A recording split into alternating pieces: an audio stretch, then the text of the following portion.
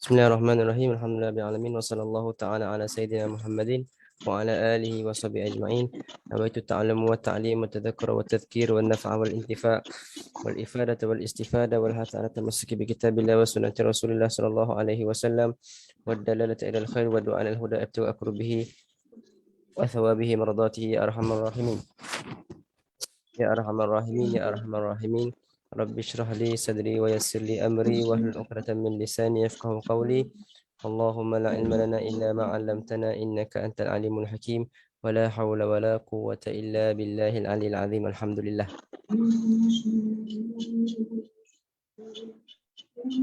Terima kasih kepada Kak Long kita yang telah mengendalikan majlis ini.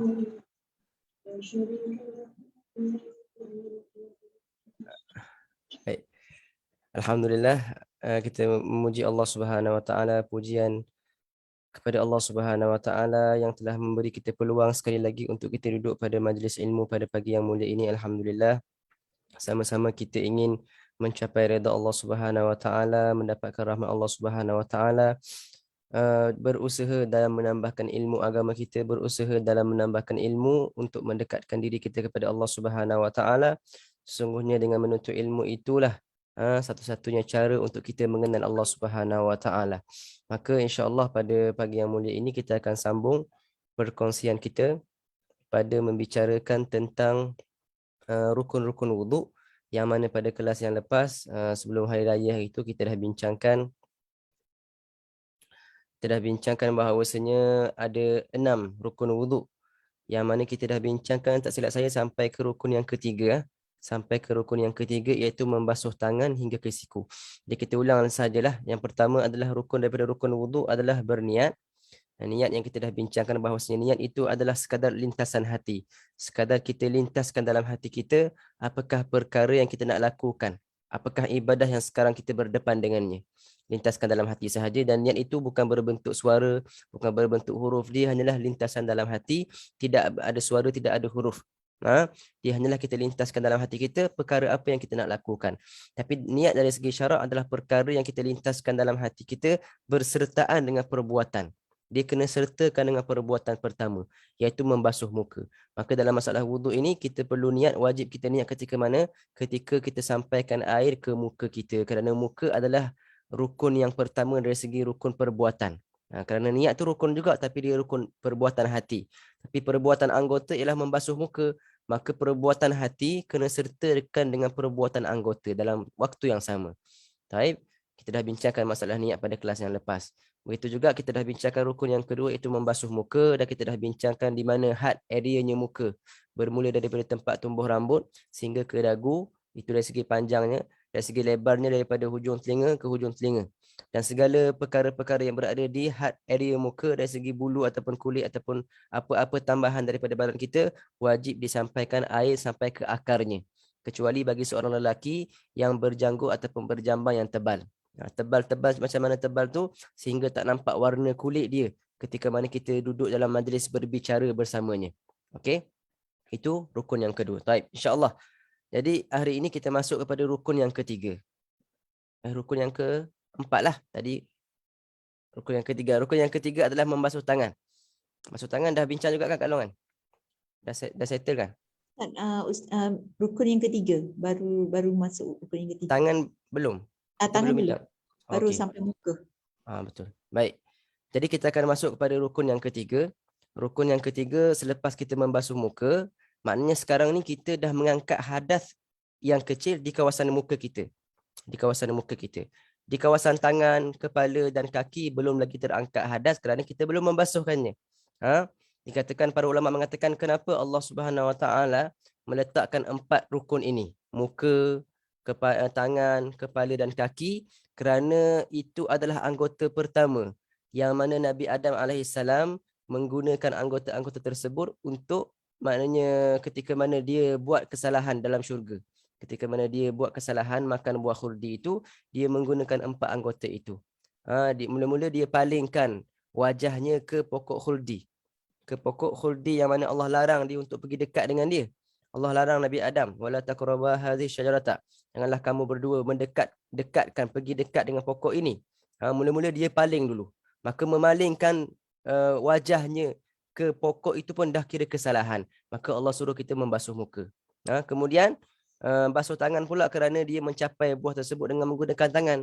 Maka disuruhkan kita juga membasuh tangan dalam ketika berwuduk. Juga kepala, kenapa kepala? Kerana ulama kata dia menggunakan kepalanya untuk berteduh di bawah pokok khuldi. Sebelum dia makan, dia berteduh dulu. Nabi Adam berteduh dulu di bawah pokok. Dia maknanya dia ibaratkan nak pergi berteduh sahaja, bukan nak pergi makan je. Maka dia menggunakan kepala. Maka kita pun diwajibkan menyapu kepala. Dan juga dia berjalan ke pokok tersebut menggunakan kaki. Maka 4 anggota wuduk ini, rukun ini adalah anggota yang telah digunakan oleh Nabi Adam untuk, maknanya digunakan untuk membantu dia untuk membuat kesalahan itulah. Jadi Allah nak ingatkan kita bahawasanya janganlah kita menggunakan anggota-anggota ini untuk bermaksiat kepada Allah Subhanahu Wa Taala. Maka Allah sentiasa suruh kita berwuduk supaya kita sentiasa ingat bahawasanya berwuduk ini adalah penyucian, pembersihan diri kita yang zahir, yang anggota kita ini dibersihkan daripada segala maksiat dan juga membersihkan hati kita daripada segala maksiat. Maka itu antara hikmah kenapa Allah mengkhususkan 4 rukun ini. Muka, tangan, kepala dan kaki yang menjadi rukun bagi wuduk. Taib. Maka rukun yang ketiga ini adalah kita diwajibkan untuk membasuh tangan. Okey, tangan dalam bahasa Arab ghuslul yadain ilal mirfaqain, dalam bahasa kitab ghuslul yadain ilal mirfaqain, membasuh tangan. Tangan dalam bahasa Arab asalnya adalah bermula daripada hujung jari sehingga ke bahu. Dalam bahasa Arab asalnya lah. Bila sebut iyad adalah bermula daripada hujung tangan sampai ke bahu. Itu dipanggil tangan. Tetapi bila mana Allah Subhanahu Wa Taala menyebutkan, takhsiskan sendiri dalam Al-Quran, Allah mengkhususkan membasuh tangan dalam masalah wuduk hanyalah ke mirfaqain. Mirfaqain iaitu siku. Idza kumtum ila salati faghsilu wujuhakum wa aydiyakum ila al-marafiq, kata Allah dalam Al-Quran. Wa aydiyakum, dan tangan-tangan kamu ila al-marafiq, sehingga ke siku. Asalnya tangan sehingga ke bahu, tapi Allah dah sebutkan dalam Quran, dah naskan bahawasanya tangan dalam masalah wuduk adalah sehingga ke siku sahaja. Sebab itu berbeza dengan tangan dalam masalah tayamum, dalam masalah potong tangan. Dalam masalah potong tangan, Allahumma salli ala Muhammad, ketika mana seorang itu ditangkap mencuri, kan, kita akan memotongkan, hakim akan memotong tangannya sampai ke pergelangan tangan sahaja. Dipanggil tangan juga. Tapi disebabkan ada hadis Nabi SAW yang menyebutkan potong tangan sehingga ke ku' sahaja, sehingga ke pergelangan tangan sahaja. Maka bila sebut dalam ayat Quran ni, kita kena tengok, kita kena gunakan banyak dalil untuk kita menetapkan satu hukum. Ulama dah meletakkan hukum berdasarkan dalil-dalil yang mereka berhadapan. Sebab itu ada khilaf dalam masalah tayamum. Dalam masalah tayamum tak dinaskan, Nabi tak naskan. Adakah tangan dalam masalah tayamum sama seperti wuduk ataupun sama seperti dalam masalah dalam masalah kecurian tadi, hudud tadi. Maka ulama Syafi'i mengambil dalam tayamum dikiaskan sapu dengan debu juga sampai ke siku. Okey, tapi asalnya tangan ada sampai ke bahu, tapi disebabkan Allah Subhanahu Wa Taala dah khususkan, dah sebutkan tangan sampai ke siku sahaja. Maka wajib mengalirkan air. Dalam masalah tangan juga wajib membasuh, ghusl. Ghuslu tu maknanya membasuh. Bila masuk membasuh, kena mengalirkan air. Tak boleh hanya tampal-tampal air dengan kain. Tak boleh, tak cukup. Kena mengalirkan air. Kena mengalirkan air ke seluruh tangan daripada hujung jari ini sampai ke siku. Dan siku termasuk. Siku juga termasuk daripada anggota yang wajib dibasuhkan. Asalnya dalam bahasa Arab, kalau kita sebut min atrafil asabi', daripada hujung jari sehingga ila ke siku. Asalnya tak masuk siku dengan hujung jari ni. Sebab yang pertengahan saja yang masuk. Tapi dalam mazhab Syafi'i mengatakan ma la yatimul wajib illa bihi fahuwa wajib. Barang yang tak sempurna kewajipan itu melainkan dengan dia, maka dia juga jadi wajib. Dalam mazhab lain, siku tak wajib. Okey, siku tak wajib. Sebab dia sampai ke siku sahaja. Siku tak masuk. Tapi dalam mazhab Syafi'i kata tak akan sempurna basuh tangan kamu itu melainkan dengan siku, maka wajib lebihkan basuhan sikit. Wajib lebihkan basuhan sampai ke sini. Lebih siku sikit. Okey? Dalam mazhab Syafi'i jadi wajib. Sebab itu dalam masalah aurat, kita wajib menutup lutut. Kalau lelaki dengan lelaki kan aurat dia pusat ke lutut. Kalau dengan mahram sekalipun, pusat ke lutut kan. Adakah lutut termasuk daripada aurat? Dalam mazhab lain, lutut tak aurat. Dia sehingga ke lutut sahaja. Jadi lutut tak masuk. Tapi dalam mazhab kita menggunakan kaedah ma la yatimul wajib illa bihi fahuwa wajib, maka menutup lutut juga jadi wajib. Jadi sama juga dalam masalah basuh tangan ini, asalnya siku tak masuk, mirfaq tak masuk, tapi disebabkan tak akan sempurna basuhan kita ni, tak dapat sempurna, melainkan dengan dia, maka kita kena basuh juga siku. Maka siku wajib dibasuh. Maka wajib lebihkan sedikit basuhan sampai lebih melebihi siku. Itu basuhan yang wajib. Adapun yang sunat, disunatkan kita melebihkan basuhan di tangan, dinamakan at-tahjil. Italatut tahjil, melebihkan basuhan di tangan dan di kaki. Sampai ke mana? Kata para ulama, Nabi SAW membasuh berwuduk, Nabi akan berwuduk sampai ke ni, atas ni. Sampai ke bahu. Maka sunat kita basuh tangan kita sampai ke bahu. Sampai ke bahu. Susahlah sikit kalau pakai baju. Tak? Ataupun pakai baju yang berlengan besar boleh kita tarik sampai ke atas ni. Tapi kalau macam saya ni, susah nak tarik. Sebab saya sampai sini je boleh. Okey? Maka kalau perlu tanggalkan baju untuk memudahkan dia dapat perkara yang sunat, maka ahsan dia tanggalkan baju. Sebab itu kita disunatkan berwuduk di rumah dahulu. Kalau kita nak pergi masjid, lebih afdal kita berwuduk di rumah. Berwuduk di rumah lebih afdal daripada kita pergi masjid baru berwuduk. Sebab apa? Sebab bila kita memulakan langkah kita dalam keadaan kita dah berwuduk, maka setiap langkah kita digandakan pahala. Sebab kita dah dalam wuduk. Tapi kalau dia pergi ke masjid belum dalam keadaan wuduk lagi, dekat masjid baru pergi berwuduk, maka kurang pahala dia. Sebab apa? Sebab langkah dia ke masjid dalam keadaan dia berhadas. Dalam keadaan dia berhadas. Maka disunatkan seorang itu berwuduk di rumah lagi. Di rumah lagi. Bahkan dikatakan seseorang itu disunatkan berwuduk sebelum masuk waktu solat. Sebelum masuk waktu solat lagi. Sebab tu dia katakan ada 3 golongan yang dikira orang yang yang menjaga solat. Yang Allah kata dalam Al-Quran, walladzina hum ala salatihim yuhafidun. Mereka-mereka yang menjaga solat mereka. Apa cara kita jaga solat? Apakah tanda orang itu menjaga solat? Adalah dengan mempercepatkan solat. Jangan lewat-lewatkan solat. Golongan yang paling hebat sekali adalah golongan yang ketika mana azan masuk waktu, dia dah berada di tikar sejadah dah. Itu golongan yang paling hebat sekali. Yang mana sebelum masuk waktu, dia dah bersedia untuk solat. Dengan pakaiannya, dengan wuduknya, dengan kiblatnya, semua dah settle dah. Tunggu masuk azan tu, dia dah sedia untuk solat. Itu golongan pertama. Golongan ini akan dibangkitkan pada hari kiamat. Cahaya mereka seperti cahaya matahari. Cahaya mereka seperti cahaya matahari. Golongan yang kedua, mereka yang akan dibangkitkan, cahaya mereka seperti cahaya bulan. Macam mana keadaan mereka itu? Mereka apabila azan, mereka dah dalam perjalanan nak pergi solat. Ketika mana orang azan, ketika mana masuk waktu, dia dah dalam perjalanan untuk pergi ke solat. Okey, itu level yang kedua. Mereka ini, cahaya mereka di hari kiamat seperti bulan. Dan level yang bawah sekali, cahaya mereka seperti bintang-bintang di langit. Mereka apabila azan sahaja, masuk waktu sahaja, mereka bergegas melakukan perkara-perkara untuk mempersiapkan solat. Maknanya bila azan, terus bangun, masuk toilet, ambil wuduk apa semua, terus pakai baju dan dia bergegas ke tempat solat. Itu level yang ketiga. 3 golongan ini dikira mereka yang menjaga solat.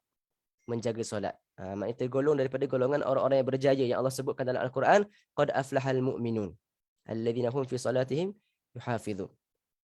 Walladzina hum ala salatihim yuhafizun. Dan mereka yang menjaga solat mereka. Okey? Allahumma salli Muhammad. Baik. Kita bincang tadi di mana? Di masalah basuh tangan. Maka disunatkan kita untuk melebihkan basuhan sampai ke kepala bahu. Dan dikatakan di hari kiamat cahaya akan bersinar-sinar bagi orang mukmin yang berwuduk. Dan cahaya dia itu setakat mana dia melebihkan basuhan. Kalau dia hanya basuh di sini sahaja, maka cahayanya akan sampai di sini sahaja. Tapi kalau dia lebihkan basuhan sampai ke sini, maka tangannya seluruhnya akan bercahaya. Dan Nabi SAW dapat kenal umat dia berdasarkan cahaya yang ada pada tubuh badan seorang umatnya. Nabi sebut dalam hadis, aku dapat kenal umat aku berdasarkan cahaya yang ada pada mukanya, tangannya dan kakinya, berdasarkan basuhan yang dilebihkan dalam masalah wuduk. Dan seseorang mukmin itu akan dipakaikan dengan perhiasan di hari kiamat. Dan perhiasan dia juga adalah bergantung kepada kadar mana dia basuh, lebihkan basuhan wuduk dia. Okey? Maka Allah Subhanahu Wa Taala nak ingatkan kita supaya kita wajib membasuh tangan kita. Kerana apa? Kerana dengan tangan ini ramai orang bermaksiat. Kerana dengan tangan ini ramai orang buat maksiat dengan menggunakan tangan. Dan tanganlah antara anggota yang paling banyak buat jahat, buat maksiat kepada Allah Subhanahu Wa Taala. Sebab itu bila seseorang itu buat jahat, dia akan dinasab kepada tangan dia. Tangan dia yang buat jahat. Walaupun kaki semua tu badan buat jahat, tapi akan dinisbahkan kepada tangan. Tengok kepada peristiwa ataupun kisah Abu Lahab. Kisah Abu Lahab, yang mana Abu Lahab itu telah mencerca Nabi SAW, menghina Nabi SAW dengan dikatakan, tabban laka ya Muhammad, celaka kamu. Tak enak sebut perkataannya. Celaka kamu wahai, dan disebutkan nama Nabi SAW ketika mana Nabi mula berdakwah. Alihadza jama'tana, untuk inikah kamu mengumpulkan kami? Maka Allah Subhanahu Wa Taala membalas cercaan Abu Lahab dengan Allah turunkan ayat tabbat yada abi lahabin. Tabbat yada abi lahabin wa tab. Celakalah tangan Abu Lahab. Celakalah, binasalah, musnahlah tangannya Abu Lahab. Kenapa Allah nisbahkan tangan? Kerana tangan itu dinisbahkan kepada segala kejahatan. Walaupun yang buat kejahatan ketika itu adalah lidah dia. Tetapi Allah nisbahkan kepada tangan. Menunjukkan tangan itu adalah nisbah kepada kejahatan. Juga nisbah kepada kebaikan. Nisbah kepada kebaikan. Okey. Maka Allah sebutkan, Allah wajibkan kita untuk membasuh tangan untuk kita ingat kembali bahawasanya tangan itu jangan kita gunakan untuk berbuat maksiat. Zaman sekarang ini banyak kejahatan-kejahatan yang datang daripada tangan. Menzalimi orang lain, mengambil harta orang lain. Dan juga zaman sekarang ini menulis, type dalam phone, dalam media sosial, perkara-perkara yang boleh menyakiti orang lain, boleh dikira mengumpat, boleh dikira namimah, maka semua itu dikira maksiat tangan. Maksiat tangan dan juga maksiat lidah. Maksiat lidah juga kalau berdasarkan perkataan, dia dua maksiat. Maksiat tangan dan juga maksiat lidah. Maka kita diwajibkan untuk membasuh tangan untuk kita mencucikan diri dari hadas. Dalam masa yang sama kita juga kena sucikan tangan kita daripada maksiat-maksiat. Okey, memfitnahnya, namimahnya, mengumpat orangnya, tak. Semua itu sekarang ini digunakan dengan tangan, walaupun bukan dengan lidah dah, tapi digunakan dengan tangan. Okey. Dan segala perkara yang berada di atas tangan kita, sama ada rambut ataupun bulu kita sebut, bulu di atas tangan, ataupun daging yang berlebihan di atas tangan, wajib basuh juga. Ataupun jari yang lebih, dia ada 6 jari contohnya, ataupun 7 jari, wajib dia basuhkan. Wajib dia basuhkan tangan dia, wajib dia sampaikan air sampai ke akar dia. Maknanya kalau tebal macam mana pun bulu dekat atas tangan dia, wajib dia basuhkan semuanya. Dan dalam masalah tangan ini, kita membasuh yang kanan dahulu. Nabi SAW suka memulakan segala perkara dengan yang kanan. Dalam masalah tangan, sunat kita memulakan dengan yang kanan dahulu. Okey? Dan basuhan tangan ini, kalau kita pakai ambil daripada kolah, kita ambil air sendiri, kita ambil air daripada tempat air, contoh dari sungai ke, dalam kolam ke, dalam kolah ke, kita sunat basuh daripada depan. Daripada depan ke belakang. Maksudnya kita ambil air, kita cedok macam ni. Okey? Ini yang sunat kalau kita ambil air. Tapi kalau kita pakai paip, Hanafiyah, tak. Paip itu dia dikira isti'anah, dia kira kita ada pertolongan daripada perkara lain. Maknanya kita air dah tersedia terbuka untuk kita. Kalau pakai paip, kita disunatkan. Sebenarnya isti'anah tu makruh dalam masalah wuduk. Isti'anah, maknanya isti'anah apa? Isti'anah kita gunakan sesuatu pertolongan untuk mengambil wuduk. Maka paip itu kata para ulama dikira pertolongan. Sebab apa? Sebab air dah turun ke atas kita. Kita hanya letak tangan sahaja. Okey? Tapi kalau terpaksa juga guna isti'anah, terpaksa juga guna paip, maka disunatkan mula daripada atas. Kalau isti'anah, kita sunat basuh daripada atas ke bawah. Kalau kita ambil air sendiri, kita sunat basuh daripada atas daripada hujung jari ke siku. Tapi kalau pakai pertolongan, contohnya ada orang tuangkan air kepada kita, hukumnya makruh asalnya, makruh kalau tidak ada berhajat. Maka kita sunat basuh daripada siku ke jari. Baik. Untuk menghilangkan makruh dalam masalah isti'anah. Macam mana kita nak pakai paip tapi kita tak nak jadi makruh, nak dapat sunat juga. Nak dapat yang afdal juga. Adalah kita buka paip tapi kita tadah tangan dulu. Kita tadah tangan dan kita buat macam ni. Jadi basuh daripada atas jugalah. Ibarat kita ambil air sendiri jugalah. Okey? Itu ada setengah pendapat lah yang mengatakan boleh keluar daripada isti'anah. Boleh keluar daripada perkara yang makruh. Isti'anah ni minta tolong dengan orang lain untuk simbahkan ataupun cucurkan air kepada kita. Hukumnya kalau tidak ada hajat, makruh. Kalau ada hajat, hukumnya boleh jadi wajib. Kadang-kadang orang sakit, wajib dia minta pertolongan untuk basuhkan anggota dia. Okey? Maka mulakan dengan kanan dan mulakan daripada atas. Kalau kita cedok air sendiri. Okey? Contohnya daripada kolah kan. Kita cedok air kan.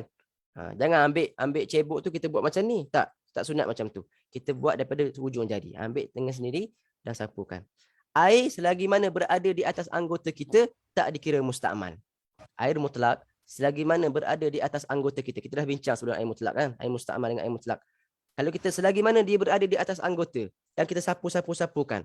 Selagi mana dia berada di atas anggota, maka dia tak berubah menjadi air musta'mal. Jangan kita angkat saja tangan kita. Kalau kita dah angkat tangan, maka yang di sini akan jadi musta'mal. Di sini belum jadi musta'mal, yang di tangan ini akan jadi musta'mal. Maka bila kita buat macam ni jadi musta'mal lah semua. Okey? Okey, itu dalam masalah basuh tangan. Dalam masalah basuh tangan. Maka rukun yang ketiga ini adalah membasuh tangan daripada hujung jari sehingga ke siku dan wajib basuh siku sekali. Wajib lebihkan sedikit, lebih melebihi siku. Sampai sini paling-paling kurang. Okey. Seterusnya, Allahumma salli ala sayyidina Muhammad. Rukun yang keempat. Rukun yang keempat adalah mashu ba'd ra'si, mashu ba'd basharati ra'si atau sya'r. Menyapu. Dalam masalah yang rukun yang keempat ini, dia bukan basuh, dia menyapu sahaja. Menyapu ni lebih rendah martabat daripada basuh. Basuh wajib mengalirkan air, tapi dalam rukun yang keempat ni kita hanya menyapu. Dalam bahasa Melayu menyapu, usap, sapu. Menggunakan air ke mana? Di kepala kita. Di kepala ni dua perkara yang kita boleh basuh, kita boleh sapu. Sama ada kulit kepala kita, kulit kepala ataupun rambut. Tapi rambut kena faham betul-betul. Rambut yang berada di area kepala. Rambut yang berada di area kepala jika ditarik ke arah yang betul. Contoh, rambut saya yang dekat depan ni.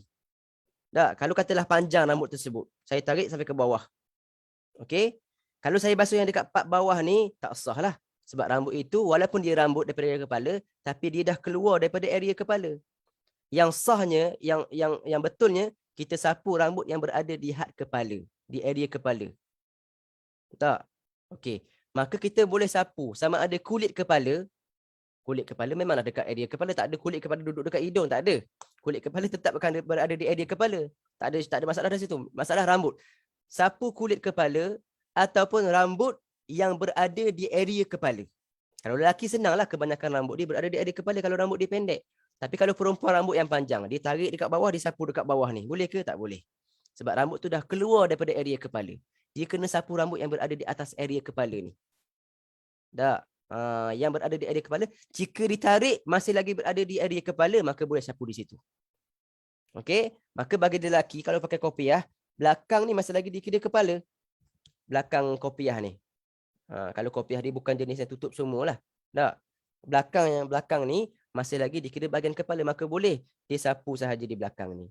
Dan tak wajib basuh. Kita sebut tak wajib basuh. Bila tak wajib basuh, hanya boleh kita basahkan tangan kita dan kita letakkan tangan kita di kulit kepala ataupun di rambut yang berada di had kepala. Kalaulah kata kopiahnya pun kopiah yang jenis nipis, kopiah ni mungkin tebal, tak sampai air. Tapi kalaulah ada kopiah yang berlubang-lubang tu, ada jenis kopiah yang nipis, yang berlubang tu kan. Kalau kita basahkan tangan, kita letak di atas kopiah dan sampai basahan tersebut kepada rambut yang berada di had kepala, maka dah sah dah. Dan yang wajib hanya sehelai rambut sahaja, bukan 3 helai, bukan 2 helai. Yang wajib, yang kita sebut yang wajib, yang rukun hanyalah sebahagian kepala. Sebab dalam Quran menyebutkan wamsahu biruusikum. Wamsahu biruusikum. Allah menyebutkan basuhlah tangan muka kamu dan tangan kamu sehingga ke siku. Aydiyakum ilal marafiq wamsahu biruusikum, dan sapulah dengan kepala kamu. Ulama mazhab 4 khilaf pada masalah kepala ini. Mazhab Malikiyah mengatakan wajib basuh seluruh kepala. Wajib basuh seluruh kepala. Sebab itu kita juga, mazhab Syafi'i, sunat kita basuh seluruh kepala. Kerana apa? Kerana itu adalah perkara yang rukun di sisi mazhab Maliki. Untuk keluar daripada khilaf, maka kita basuh juga semua kepala, dan itu sunat dalam mazhab Syafi'i. Dalam mazhab Hanafiyah mengatakan wajib basuh 1/4 daripada kepala. Paling kurang kena basuh 1/4 kepala. Sebab bak di situ dikatakan adalah rubuk. 1/4. Biruusikum, sapulah sebahagian kepala kamu. Dalam mazhab Hanafi tapi dalam mazhab Syafi'i, bak di situ menunjukkan ba'd, sebahagian sahaja. Sebahagian walaupun 1 helai rambut. Sebahagian walaupun satu jari kita letakkan di atas kepala kita, dah sah dalam masalah menyapu kepala. Sama ada kulit kepala ataupun rambut yang berada di area kepala. Rambut yang berada di area kepala. Tapi yang sunatnya, cara basuhan yang sunatnya, yang kita ambil daripada guru kita adalah kita basahkan tangan kita. Basahkan tangan kita dan kita letakkan jari telunjuk kita di dahi, macam ni. Di dahi ni, di penghujung rambut ni. Okey, dan kita punya ibu jari di as-suda, di tepi ni. Tempat sakit kepala ni. Okey, macam ni. Dan kita lalukan. Kita dah basahkan tangan kan? Kita lalukan semua jari ni, lalukan ke belakang. Tak boleh buat sebab ada headphone ni. Okey, macam ni sampai ke belakang.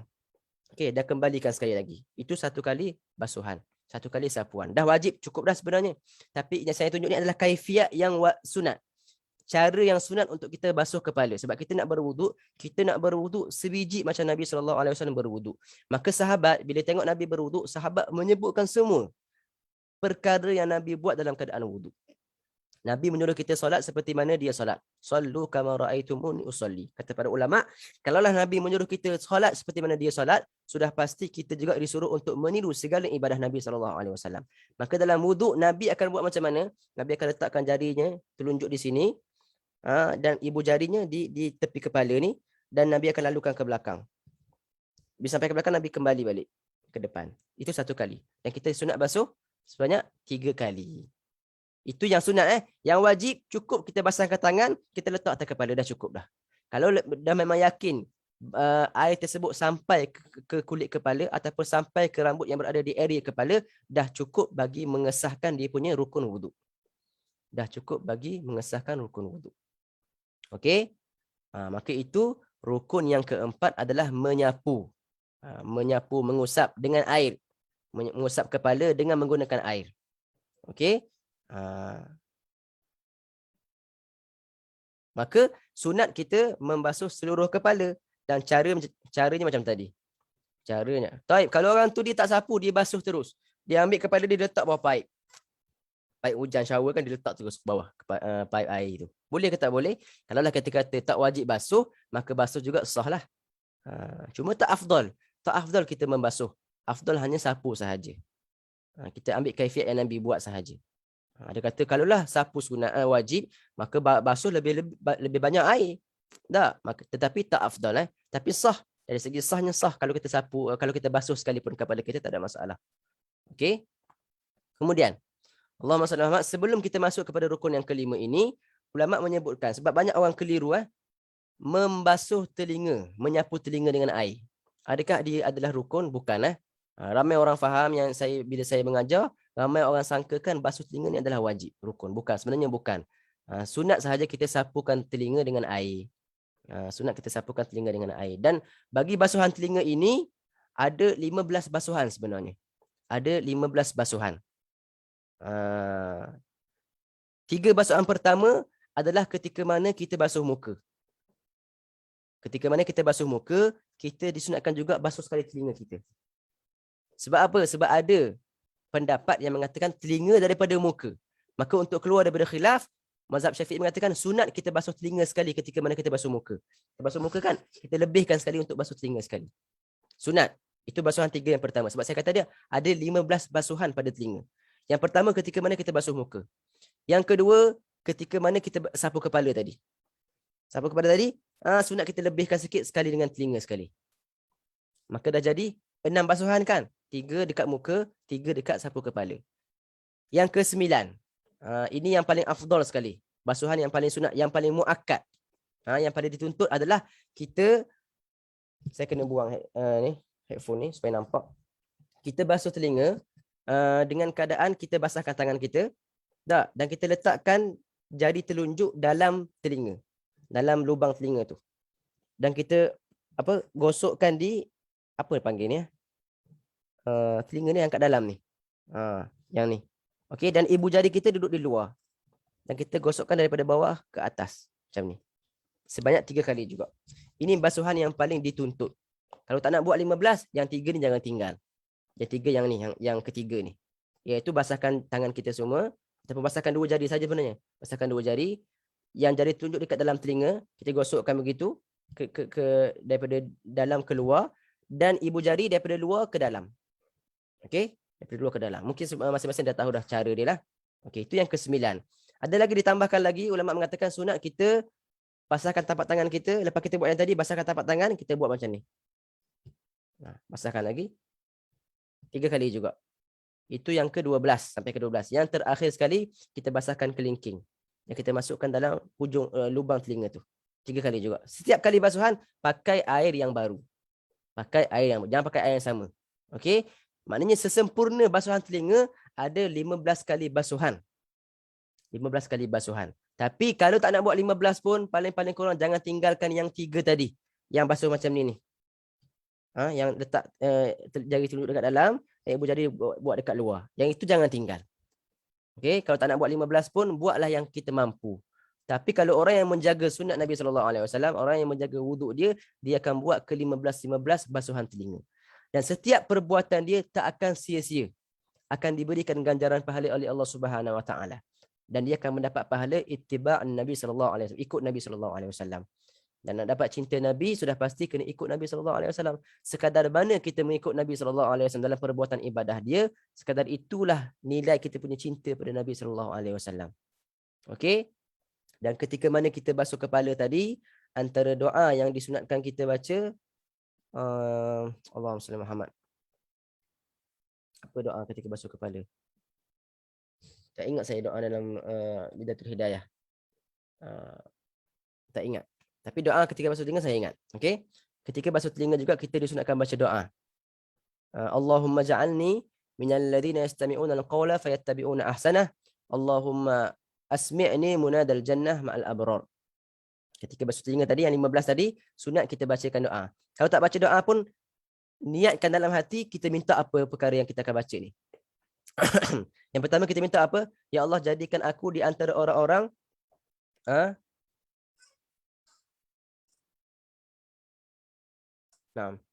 doa dia. Baik. Doa basuh telinga tadi, Allahumma ja'alni minal ladzina yastami'una al-qawla fayattabi'una ahsanah. Ya Allah, jadikanlah aku daripada golongan-golongan yang dengar kata-kata dan aku akan ikut perkara yang baik daripada kata-kata tersebut. Maknanya dijadikan kita ni di antara orang yang boleh mendengar nasihat, boleh mengikut nasihat orang, boleh mengikut perkara-perkara yang baik yang diperkatakan oleh orang. Okey? Itu yang pertama. Dan juga Allahumma asmi'ni munadal jannah mal abrar. Ya Allah, perdengarkanlah telinga aku ini. Ketika kita sapu telinga tadi, perdengarkanlah telinga aku ini suara-suara munada, suara-suara panggilan di syurga. Dalam syurga akan ada suara-suara yang akan memanggil ahli-ahli syurga. Dikatakan Nabi SAW menyebutkan bahawasanya yang akan menjadi munada, yang akan jadi munadi, yang akan menyeru memanggil dalam syurga ni siapa? Sayyidina Bilal radhiyallahu ta'ala anhu. Sayyidina Bilal dekat dunia dia akan menyeru orang untuk solat, azan. Tapi dalam syurga dia akan menyeru orang untuk berkumpul. Kalau ada program-program majlis-majlis dalam syurga, Sayyidina Bilal yang akan buat announcement tu, pengumuman. Dia akan memanggil. Sebab dalam syurga nanti ada majlis-majlis yang buat dekat rumah Nabi ni, buat dekat rumah Nabi ni, buat dekat rumah wali ni. Ada majlis-majlis yang orang syurga tu boleh hadir ke dalam majlis tersebut. Yang akan panggil tu siapa? Sayyidina Bilal radhiyallahu ta'ala anhu. Seperti mana dia ditugaskan untuk menyeru orang untuk pergi ke solat, hayya ala solah, hayya ala falah di dunia, maka dia juga diberi kemuliaan untuk menjadi muazzin dalam syurga. Tapi muazzin dalam syurga bukan mengiklankan tentang waktu solat, mengiklankan tentang majlis-majlis para nabi, majlis-majlis para wali. Okey, maka kita kena tahu bahawasanya kepentingan telinga kita itu adalah kita gunakan untuk mendengar kalamullah, untuk dengar kalam Rasulullah sallallahu alaihi wasallam, untuk dengar kata-kata ulama, untuk mendengar kata-kata para wali, para solehin. Semua telinga kita itu kita gunakan untuk mendekatkan diri kepada Allah Subhanahu Wa Taala. Itu cara kita bersyukur dengan nikmat telinga. Mungkin ada di kalangan kita yang pernah rasa sakit telinga, sangat-sangat sakit. Itu baru kita tahu bahawasanya nikmatnya telinga tu. Kita menggunakan telinga ni tiap hari, tapi tak pernah fikir pun tentang nikmat telinga. Tak pernah bersyukur pun kepada Allah. Ya Allah, terima kasih kerana beri aku pendengaran yang sihat macam ni, tak sakit. Kadang orang sakit telinga, sakit gegendang lah. Sakit sangat tak boleh tidur. Bila kita sakit, baru kita rasa hilangnya nikmat telinga. Maka sentiasa Allah ingatkan kita dengan Allah suruh kita basuh telinga setiap kali kita berwuduk. Walaupun dia perkara yang sunat, tapi kita jangan tinggalkan.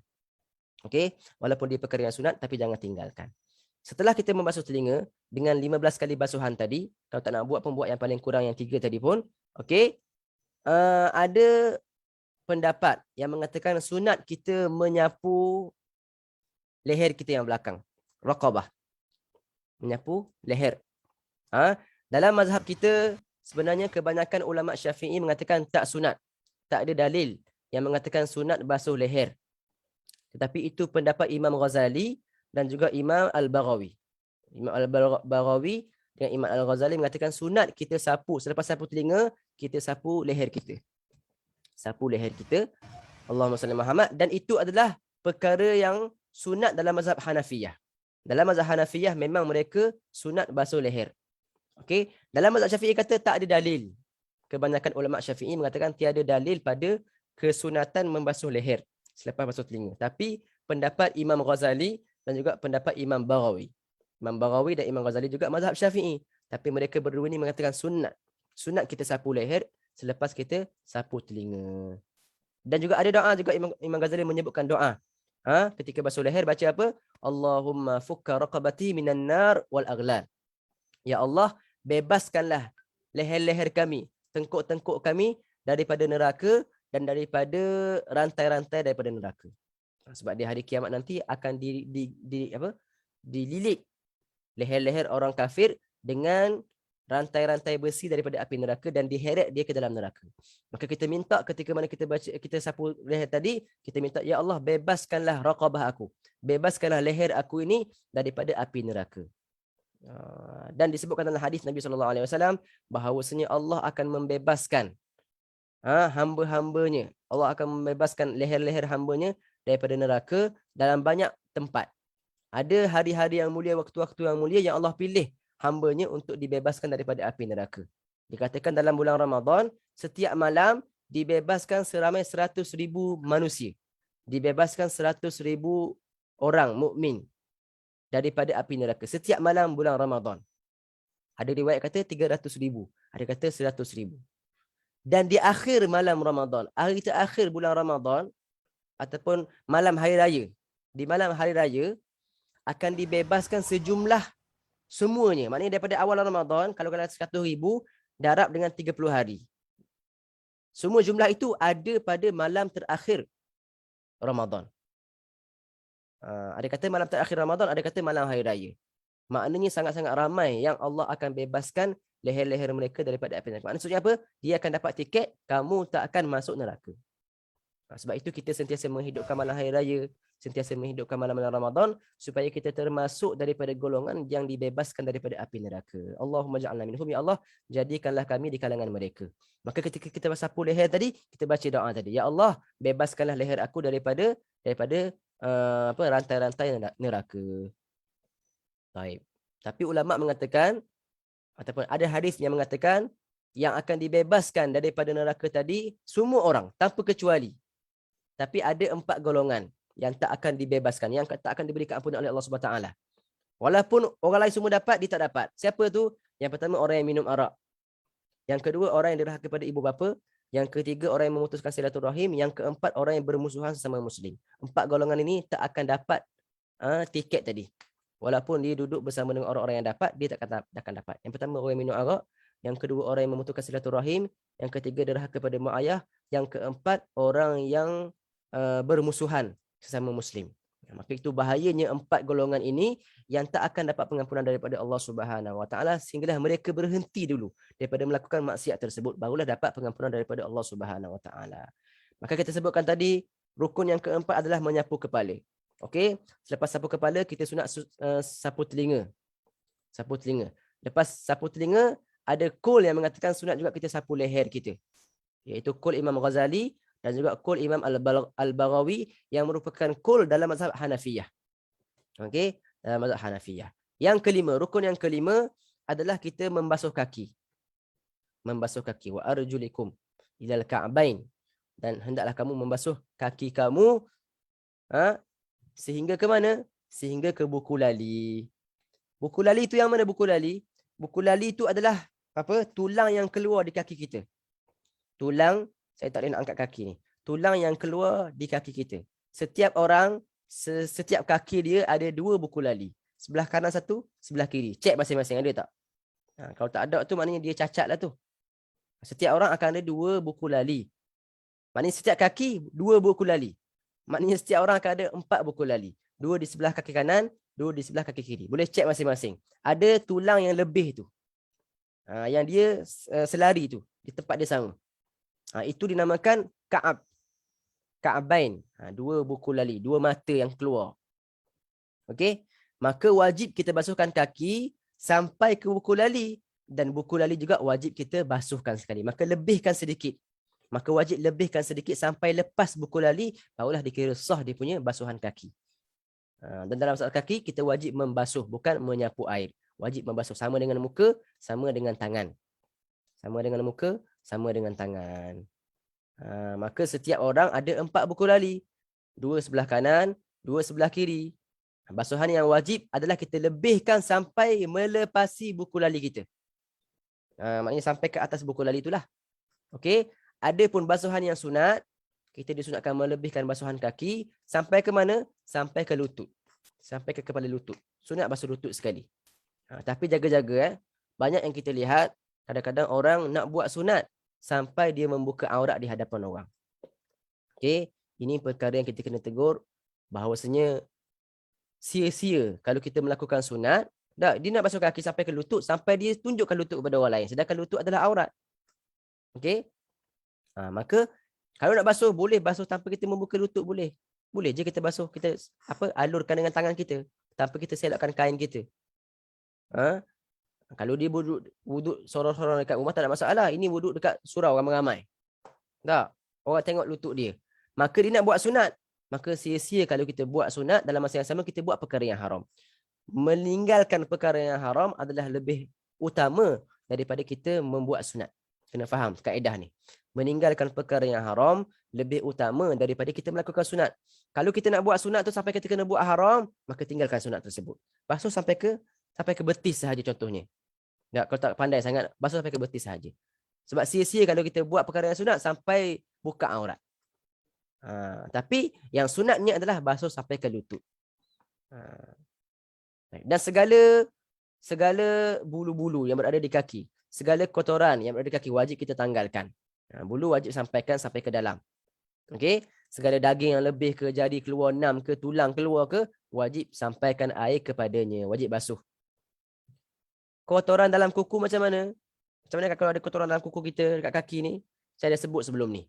Dalam masalah kotoran dalam kuku kita ada 3 pendapat. Tak, kita tak sebut lagi. Dalam masalah kotoran dalam kuku, sama ada kuku di tangan ataupun kuku kaki, ada 3 pendapat. Pendapat yang pertama kata dimaafkan secara mutlak. Tak wajib buang.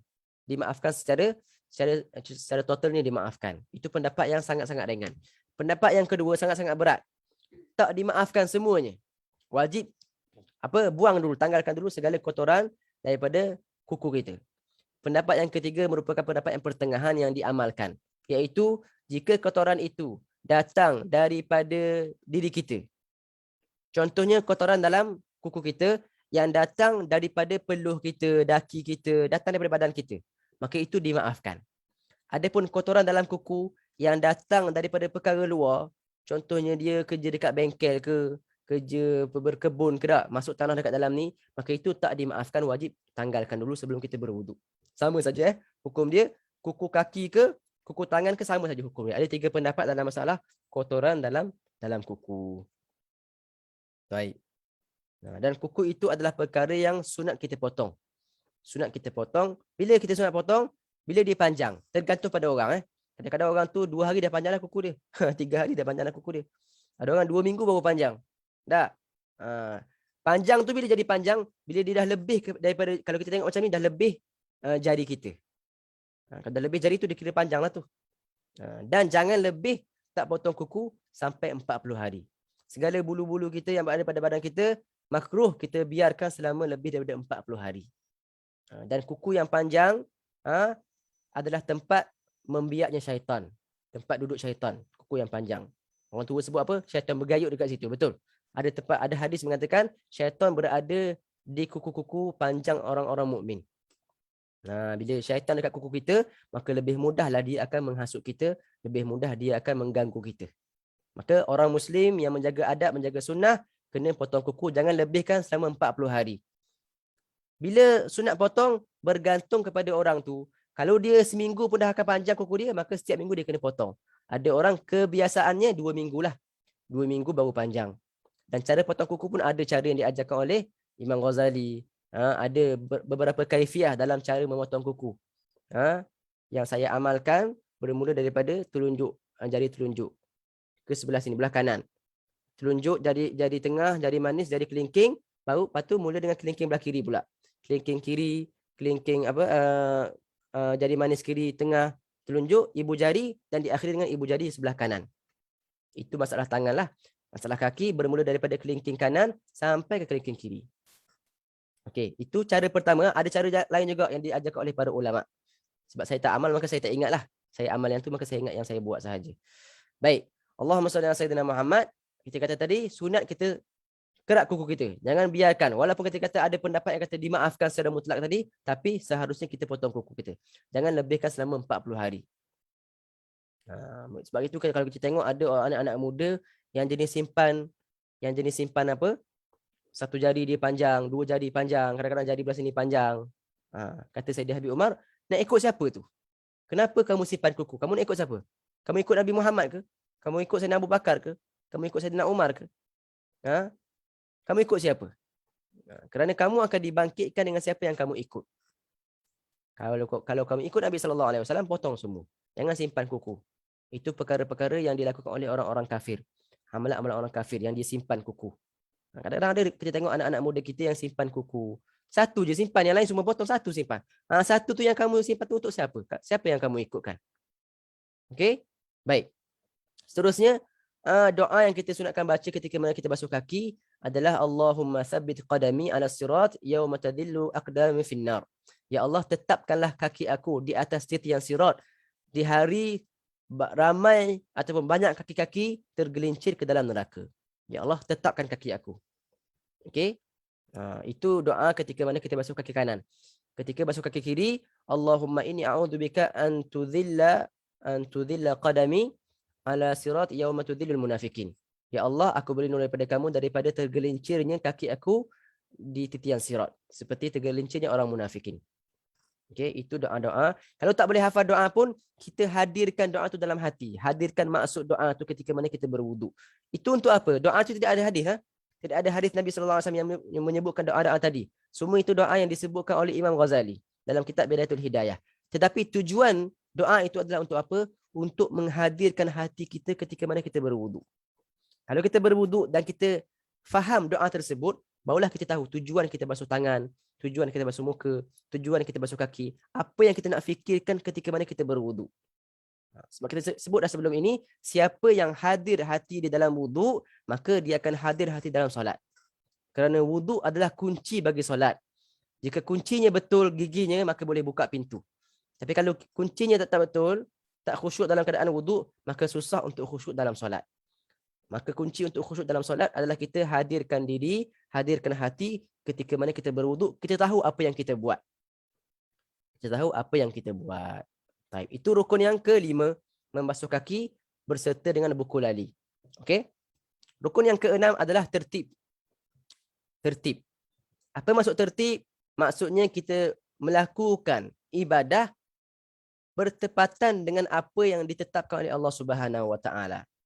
Yang mana ketika mana Nabi SAW ditanyakan oleh para sahabat, wahai Rasulullah, ketika mana mereka nak sa'i, wahai Rasulullah, kami nak mula sa'i ni, nak mula daripada mana? Nak mula daripada Safa ke, Bukit Safa ke? Nak mula daripada Bukit Marwah? Kata Nabi SAW, ibda'u bima bada Allahu bih. Mulakan dengan apa yang dimulakan oleh Allah Subhanahu Wa Taala. Maksudnya apa? Nabi suruh kita mulakan ibadah, kalau ada tertibnya, mulakan dengan yang apa yang Allah sebutkan dalam Quran. Okey? Contohnya dalam masalah sa'i tadi, Allah menyebutkan dalam Quran, innas safa wal marwata min syairillah. Sesungguhnya Bukit Safa dan Bukit Marwah daripada syiar-syiar Allah Subhanahu Wa Taala. Allah mulakan dengan Safa, kamu pun mulakan dengan Safa juga. Mula dengan Safa sebanyak 7 kali, habis dengan Marwah. Sama juga dalam masalah wuduk, Allah menyebutkan fagsilu wujuhakum wa aydiyakum ilal marafiq wamsahu bi ru'usikum wa arjulakum ilal ka'bain. Allah menyebutkan tertib tu. basuh muka, basuh tangan, sapu kepala, basuh kaki, maka kamu kena wajib ikut tertib tersebut. Wajib ikut aturan tata susila yang disebutkan oleh Allah Subhanahu Wa Taala dalam Al-Quran. Mulakan dengan muka, lepas tu tangan, lepas tu kepala, lepas tu kaki. Itu yang dimaksudkan dengan tertib. Maknanya jangan lebihkan kepala sebelum muka. Jangan dahulukan tangan sebelum muka. Jangan dahulukan kaki sebelum tangan contohnya. Okey, masalah bila saya sebut masalah yang ada masalah fiqh lah. Baik. Contohnya orang tu basuh kepala dulu, baru basuh muka. Sah tak wuduk dia? Kita kata tak sah. Okey, sekarang saya akan buat satu permasalahan. Seorang tu berwuduk, okey, dia basuh muka. Basuh muka settle. Kemudian dia sapu kepala. Dia sapu kepala. Kemudian dia basuh tangan. Kemudian dia basuh kaki. Saya ulang lagi. Mula-mula dia basuh muka. Okey, lepas tu dia sapu kepala. Lepas tu dia basuh tangan, lepas tu dia basuh kaki. Kita kata, adakah sah wuduk beliau? Sudah pasti tidak sah. Kerana apa? Kerana tidak ada tertib. Kerana dia dah menyalahi tertib yang ditetapkan oleh Allah Subhanahu Wa Taala. Dia basuh muka, kemudian dia basuh kepala, kemudian dia basuh tangan, kemudian dia basuh kaki. Okey, kita kata wuduknya tidak sah. Sekarang apakah perkara yang dia kena buat untuk perbetulkan wuduk dia? Adakah dia kena basuh daripada mula balik, basuh muka balik, niat balik? Tak. Kita katakan tak perlu. Yang dia hanya perlu buat adalah apa? Sapu kepala dan basuh kaki. Tak perlu basuh daripada awal. Sebab apa? Sebab yang pertama dia dah basuh muka dah. Maka muka dia dah sah dah. Muka sah. Okey. Kemudian dia buat apa tadi? Dia sapu kepala. Kepala ni sah ke tak sah? Tak sah. Sebab apa? Sebab dah didahulukan daripada basuh tangan. Sepatutnya kepala duduk selepas tangan. Tapi didahulukan. Maka tak sah basuh kepala. Kemudian dia buat apa tadi? Dia basuh tangan. Tangannya sah ke tak sah? Tangan ini sah. Sebab apa? Sebab basuhnya tangan dia terletak selepas dia basuh muka. Maka sah tangan. Tangannya sah. Okey? Maka dua anggota dah sah. Muka dan tangan. Kemudian dia basuh apa? Basuh kaki. Kaki juga tak sah lah. Sebab apa? Sebab didahulukan daripada basuh kepala. Maka apa yang dia kena buat sekarang ni adalah dia sapu kepala sahaja dan basuh kaki. Tak perlu ulang daripada awal. Saya buat permasalahan ini supaya faham apakah itu tertib. Tertib tu kena letakkan anggota tersebut betul pada tempat dia. Saya ulang sekali lagi masalah. Dia basuh muka, dia sapu kepala, dia basuh tangan, dia basuh kaki. Kita kata mukanya dah sah. Kepala tak sah lagi. Okey, tangannya sah tak sah? Tangannya dah sah. Sebab apa? Sebab tangan dah dibasuh selepas selesai basuh muka. Maka kena tertibnya tu. Walaupun dia dah dahulukan kepala tadi, tangannya masih lagi sah. Yang tak sah hanyalah kepala dan juga kaki. Maka dia hanya ulang sapu kepala dan basuh kaki sahaja. Itulah yang dimaksudkan dengan tertib. Membasuh anggota tepat pada waktunya. Maknanya tepat pada tempatnya. Okey? Itu bermaksud tertib. Tertib ini wajib pada setiap wuduk. Kecuali satu masalah yang tak wajib tertib. Ketika mana? Ketika seseorang itu berwuduk dalam kolam. Dalam sungai ke, dalam kolam ke, dalam laut ke. Dia terjun dalam sungai. Dia terjun dalam kolam. Dia terjun dalam dalam kolah surau kat rumah dia. Contohnya lah. Okey? Bila dia dah ingrimas tu terjun, maka tak ada tertib dah. Kalaulah kata dia masuk dalam kolam, satu saat je. Masuk, terus keluar. Kita kata, dah sah wuduk dia. Dengan syarat dia niat lah, niat wuduk. Maka tak ada tertib dalam masalah menyelam. Dalam masalah menyelam tak perlu basuh muka dulu, tangan tu tak ada. Tertib tidak ada dalam masalah ingrimas, digugurkan kewajipan tertib. Ketika mana dia menyelam seluruh badan dia dalam air. Okey? Tapi kalau berwuduk macam biasa, tak, maka wajib ada tertib. Wallahu alam. Jadi itu 6 rukun. 6 rukun yang disebutkan oleh para ulama, rukun-rukun wuduk. Rukun-rukun wuduk. Yang pertama adalah niat, yang kedua basuh muka, yang ketiga basuh tangan hingga ke siku, yang keempat sapu kepala. Sapu sebahagian kulit kepala ataupun rambut yang berada di area kepala. Yang kelima basuh kaki dan buku lali. Yang keenam tertib. Maka 4 adalah basuhan anggota 4 sahaja. Yang satu tu masalah hati, niat. Yang keenam tu kaifiah macam mana kita berwuduk. Cara kita berwuduk ke depan kawan yang mana. Dia bukan perbuatan. Dia hanya meletakkan perkara tepat pada tempatnya. Okey, maka 6 rukun ini adalah rukun-rukun wuduk.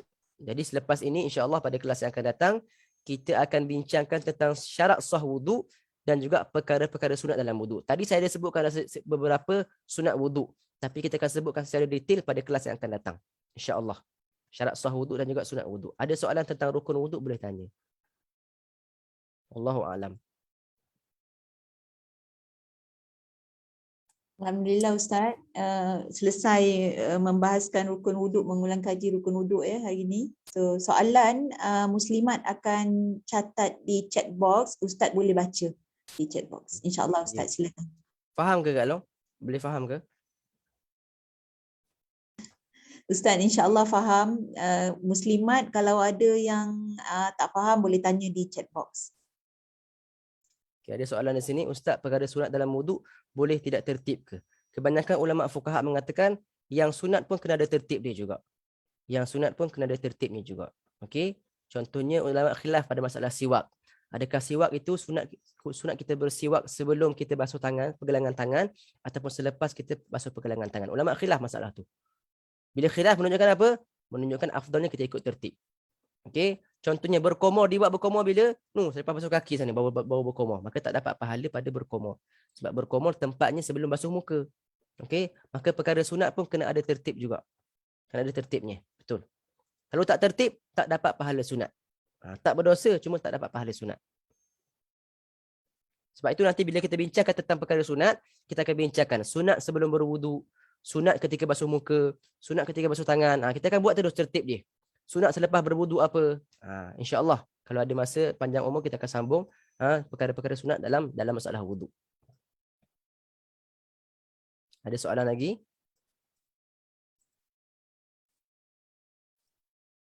Ustaz, bolehkah dilap air selepas wuduk? Makruh hukumnya kita lap air. Makruh hukum dia kita lapkan air yang berjajar daripada tubuh badan kita ni. Makruh hukumnya kita lapkan. Kecuali kalau musim sejuk terlalu sangat sampai boleh memudaratkan diri kita, maka boleh lap. Kalau tidak ada hajat, makruh kita lap. Maknanya kalau kita tinggalkan dapat pahala. Sebab apa? Sebab dia dikira menghilangkan kesan ibadah. Kita menghilangkan kesan ibadah, hukumnya makruh. Wuduk itu, air yang menitik itu adalah kesan daripada ibadah kita. Maka makruh kita hilangkan apa kesan daripada ibadah kita. Contohnya, contoh yang lain, bila kita sujud atas lantai. Kalau dulu sahabat sujud di atas tanah, tak ada kapet, tak ada apa. Bila mereka tahiyat tu ada bekasan-bekasan pasir yang melekat di atas dahi mereka. Maka Nabi melarang kita sapu terus kotoran yang ada di atas dahi itu. Biar dulu. Jangan sapu terus. Sebab kita kira menghilangkan kesan ibadah. Sama juga kita makruh kan bersiwak selepas zuhur ketika mana berpuasa. Kenapa ulama berkata makruh kita bersiwak selepas zuhur ketika berpuasa? Sebab lepas zuhur bermula perubahan bau mulut yang disebabkan puasa. Yang mana Allah kata dalam hadis, bau mulut orang puasa itu lebih wangi di sisi Allah daripada bau kasturi. Maka kita ibarat kita menghilangkan bau kasturi yang wangi di sisi Allah itu menggunakan siwak.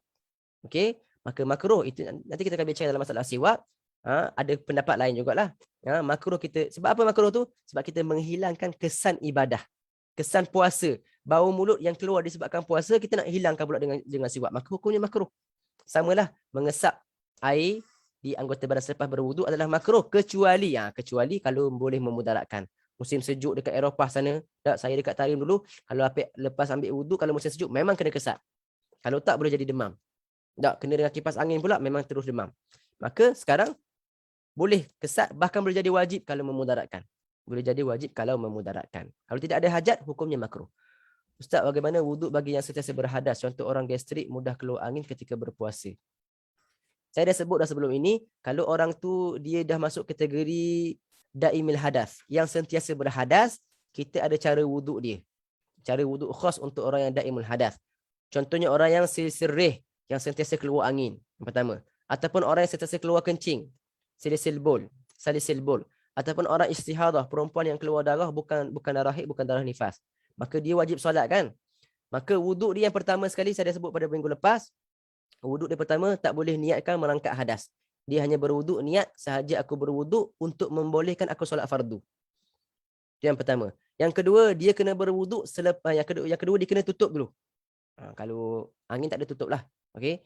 Kalau sel-selbo kena tutup. Yang kedua, dia kena berwuduk selepas masuk waktu. Dia hanya boleh berwuduk selepas masuk waktu fardu. Yang ketiga, wuduk itu hanya boleh dipakaikan untuk satu solat fardu sahaja, tapi boleh pakaikan untuk banyak solat sunat. Tak ada masalah. Solat sunat tidak ada masalah, cuma dia hanya boleh pakaikan untuk satu solat fardu sahaja. Yang keempat, dia kena mualah. Dia kena bersegera. Lepas wuduk, terus solat. Tak boleh lengah-lengahkan. Okay, itu 4 hukum khas. 4 hukum khas bagi mereka yang sentiasa dalam hadas. Sentiasa dalam hadas, sama ada keluar angin berterusan, ataupun keluar kencing berterusan, ataupun keluar darah berterusan, dan itu bukan darah haid ataupun darah nifas. Okey? Itu secara ringkas lah. Ustaz, macam mana kalau kita terlupa? Mana satu yang sunat dulu? Kena belajar lah. Kena belajar.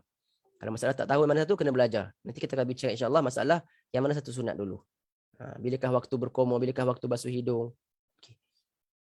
Ustaz, berwuduk secara menyelam, niatnya waktu bila? Niatnya ketika mana tubuh badan kita semua dah dalam air. Okey? Ketika mana tubuh badan kita dah dalam air semuanya. Boleh berniat ketika itu. Berniat walaupun satu saat, terus keluar, dah sah wuduk dia. Walaupun secara logiknya tak sempat nak basuh muka, tangan tak sempat, tapi sebab dia dah menyelam dalam air, seluruh anggota badan dia dah dalam air, maka bimujarad dengan sekadar dia niat sahaja, dah sah wuduk dia. Okey. Tak apa, yang baru masuk tu boleh dengar ulangan, sebab ni ada dekat Facebook kan. Boleh dengar ulangan insya-Allah. Semoga dapat memberi manfaat kepada diri kita dan pada orang lain insya-Allah. Jadi sampai di sini sajalah Kak Long ya. Tak ada soalan dah rasanya. Ada lagi soalan. Ada soalan. Ustaz, wuduk orang istihadah yang diguna untuk satu solat fardu, boleh tak nak diguna untuk solat qada? Untuk wuduk yang salisil bol istihadah tadi, wuduk orang daimul hadas tadi, saya dah sebut pada minggu lepas, memang susah sikit lah sebenarnya. Betul. Dia tak boleh gunakan untuk solat fardu. Sebab dia kena solat fardu juga. Walaupun qada sekalipun, dia hanya boleh gunakan satu wuduk untuk satu fardu sahaja. Satu wuduk untuk satu fardu sahaja. Maka dia kena sentiasa ambil wuduk barulah.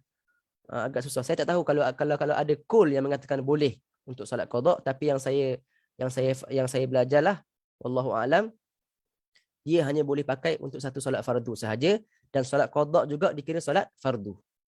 Solat qada juga dikira solat fardu. Maka dia kena berwuduk yang baru. Agak susahlah untuk dia. Waliyadzubillah subhanahu wa ta'ala. Tapi wallahu alam, kalau ada qaul, boleh tanya ustaz-ustaz lain. Mungkin ada qaul yang kita boleh pakai. Kalau ada qaul pendapat ulama yang boleh kata, dia kata boleh pakai wuduk untuk banyak solat fardu jika nak qada. Kalau ada, alhamdulillah, boleh pakai. Saya tak tahu, wallahu alam. Okey. Ustaz, jika kaki disapu obat, bengkak sakit, adakah sah jika alirkan air sahaja kerana tidak dapat nak hilangkan dengan sempurna kesan obat yang melekat? Tengok jenis obat. Kalau obat yang boleh masuk air tersebut, maknanya air boleh sampai ke kulit, tak ada masalah. Tapi kalau obat yang memang tak sampai air ke kulit, maka dia kena gantikan.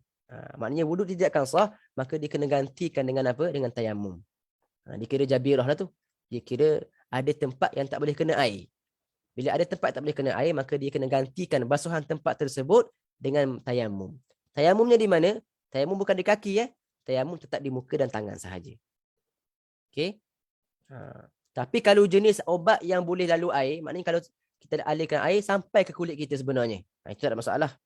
Okey. Contohnya minyak angin je, ataupun Vaseline kan? Sapu Vaseline dekat kaki kan?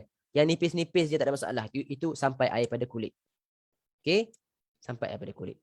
Ustaz, boleh ke mandi terus niat wuduk sekali? Tak ada masalah.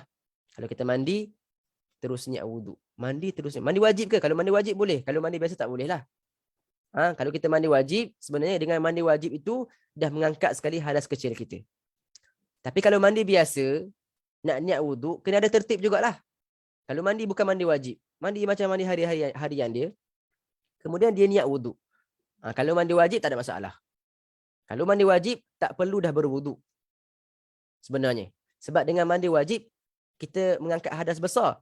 Hadas kecil pun terangkat sekali. Tapi kena alert. Jangan melakukan perkara yang membatalkan wuduk ketika mana kita mandi wajib. Jangan melakukan perkara yang membatalkan wuduk ketika mana kita mandi wajib. Contohnya memegang kemaluan.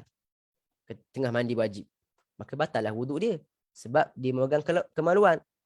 Kalau katakan dia dah selesaikan masalah kemaluan dia, dah pegang sebelum dia niat mandi wajib dulu, settle dah semua, lepas tu baru dia nak mandi, maknanya bila mandi tu dia tak perlu dah pegang kemaluan dia, contoh. Maka sekarang sahlah wuduk dia. Okey. Kalau dia tak melakukan perkara yang batalkan wuduk ketika mandi wajib, maka wuduk ni pun dah dapat wuduk sekali. Tapi kalau tengah mandi wajib, dia buat perkara yang membatalkan wuduk. Contohnya buang air, dia kencing contohnya. Batal lah wuduk dia. Kena ambil wuduk yang baru lah. Okey? Boleh faham? Masya-Allah, alhamdulillah Ustaz. Mungkin sedikit sebagai penutup, boleh Ustaz kongsikan sedikit doa yang selepas wuduk tu Ustaz, dan kelebihan doa selepas wuduk mengikut Nabi, hadis Nabi sallallahu alaihi wasallam. Okey, insya-Allah. Doa selepas berwuduk. Okey. Jika memegang kemaluan dengan berlapik, tak ada masalah. Kalau pegang berlapik tak ada masalah. Ataupun pegang dengan belakang ni. Nanti kita akan bincangkan perkara-perkara yang batalkan wuduk memegang dengan tapak tangan sahaja. Kalau pegang dengan belakang tak batal. Okey. Doa selepas berwuduk yang disebut oleh Nabi sallallahu alaihi wasallam, siapa yang membaca doa selepas berwuduk. Sebenarnya saya nak sebut benda ni ketika sunat nanti, tapi tak ada masalah, kita ulang, kita baca terus supaya boleh beramal. Okey. Siapa yang membaca doa selepas wuduk, iaitu asyhadu an la ilaha illallah wahdahu la syarikalah wa asyhadu anna Muhammadan abduhu wa rasuluh. Okey, sampai situ saja. Asyhadu an la ilaha illallah wahdahu la syarikalah wa asyhadu anna Muhammadan abduhu wa rasuluh. Kata Nabi sallallahu alaihi wasallam, siapa yang baca doa ini dibukakan ke-88 pintu syurga untuknya pada hari kiamat. Akan dibukakan ke-88 pintu syurga untuknya. Dalam riwayat kata Nabi berdoa dalam keadaan menghadap kiblat dan Nabi angkat tangan tinggi macam ni. Maka sunat kita buat juga. Dan ada riwayat menambahkan Allahumma ja'alni minal tawwabin wa ja'alni minal mutatahhirin wa ja'alni min ibadikas salihin. Ya Allah, jadikanlah aku daripada orang-orang yang bertaubat. Ya Allah, jadikanlah aku daripada orang-orang yang bersuci. Ya Allah, jadikanlah aku daripada hamba-hamba kamu yang soleh. Boleh tambahkan doa itu. Dan ada riwayat lagi kata guru saya, Saidi Habib Umar, mengatakan sunat kita baca surah Inna anzalnahu fi lailatul qadr. Saya lupa dia punya kelebihan dia. Ada fadilat dia. Apa fadilat dia? Lupa saya. Kita baca apa? Inna anzalnahu fi lailatul qadri. Satu surah lah. Sebanyak 3 kali. Kalau tak nak baca 3 kali pun baca sekali sahaja. Okey, itu ada riwayat yang kata sunat baca selepas kita berwuduk. Maka jangan tinggalkan doa selepas wuduk, walaupun paling-paling kurang baca tadi asyhadu alla ilaha illallah wahdahu la syarikalah wa asyhadu anna Muhammadan abduhu wa rasuluh. Betul, ayat kursi pun ada. Ayat kursi pun ada riwayat mengatakan sunat baca ayat kursi selepas berwuduk. Tapi yang disebutkan oleh ulama 3 tadi. Baca doa tadi asyhadu alla ilaha illallah, dan juga baca doa Allahumma ja'alni minat tawwabin waj'alni minal mutatahhirin waj'alni min ibadikas salihin. Yang ketiga baca inna anzalnahu fi lailatul qadr sebanyak 3 kali. Tak mampu 3 kali, baca sekali sahaja. Okey? Ada tak dalam kitab saya ni? Apa kelebihan baca surah inna anzalna? Jangan saya cuba tengok. Ada soalan lagi ke?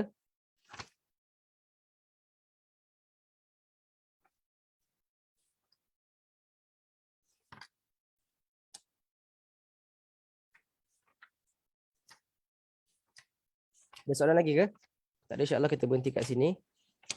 Tak ada. Nanti saya akan cari balik kelebihan baca inna anzalna tu. InsyaAllah Ustaz. Okey. Mungkin kita boleh akhiri Ustaz dengan doa penutup majlis kuliah kita hari ini, insyaAllah. Okey, ada sini. Siapa yang jaga baca surah inna anzalna akan dibangkitkan bersama para anbiya, para siddiqin, dan dijauhkan daripada azab. Okey. Fadilat baca surah inna anzalnahu fi lailatul qadr selepas berwuduk akan dibangkitkan bersama para anbiya, para siddiqin, dan dijauhkan daripada azab api neraka. Okey. Masya-Allah Ustaz, besar tu dia punya kelebihan ya Ustaz. Betul. Betul, besar kelebihan dia. Sebab tu saya nak sebutkan di sini supaya tak nampak benda tu kecil. Baik, alhamdulillah. Bismillahirrahmanirrahim. Alhamdulillah amin wa sallallahu ta'ala sayyidina Muhammadin wa ala alihi wa sahbihi ajma'in. Allahumma faqihna fid din wa 'allimna ta'wil wa hdina siratal mustaqim siratal ladzina an'amta 'alaihim minan nabiyyin wasiddiqin wasyuhada'i wassalihin وحسن أولئك رفيقا اللهم اجعلنا من التوابين واجعلنا من المتطهرين واجعلنا من عبادك الصالحين اللهم طهر قلوبنا وطهر أجسادنا من الرجس والمعصية اللهم اختم علينا بحسن الخاتمة ولا تختم علينا يا الله بسوء الخاتمة يا الله بها يا الله بها يا الله بحسن الخاتمة اللهم اجعل آخر كلامنا في هذه الدنيا لا ilaha illallah Muhammad Rasulullah sallallahu alaihi wasallam. Ya Allah, akhirkanlah kata-kata kami di dunia ini dengan menyebut la ilaha illallah Muhammad Rasulullah sallallahu alaihi wasallam. Rabbana atina fid dunya hasanah fil akhirati hasanatan wa qina adzabannar. Sallallahu ala sayyidina Muhammadin wa ala alihi wasallam. Walhamdulillahi rabbil alamin. Minta maaf jika ada kekurangan, apa yang baik daripada Allah Subhanahu wa taala, apa yang buruk daripada diri saya sendiri. Sallallahu taala ala sayyidina Muhammadin wa ala alihi wasallam. Walhamdulillahi rabbil alamin. Assalamualaikum warahmatullahi taala wabarakatuh.